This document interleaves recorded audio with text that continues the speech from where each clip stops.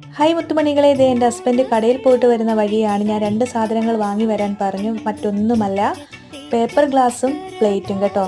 അപ്പോൾ ഇന്നത്തെ വീഡിയോ പണ്ടത്തെ കല്യാണ വീടുകളിൽ തലേ ദിവസം ടീ പാർട്ടിക്ക് കൊടുത്തിരുന്ന കുറച്ച് സാധനങ്ങൾ നമ്മളെല്ലാവരും കഴിച്ചിട്ടുള്ളവർ ഒന്ന് ലൈക്ക് ചെയ്യണം. മിക്ക കല്യാണ വീടുകളിലും പാലുകാച്ചി വീടുകളിലും ഇത്രയും ഐറ്റംസ് വെച്ചിട്ടായിരുന്നു അന്നത്തെ ടീ പാർട്ടിക്ക് ആൾക്കാർക്ക് കൊടുത്തിരുന്നത്.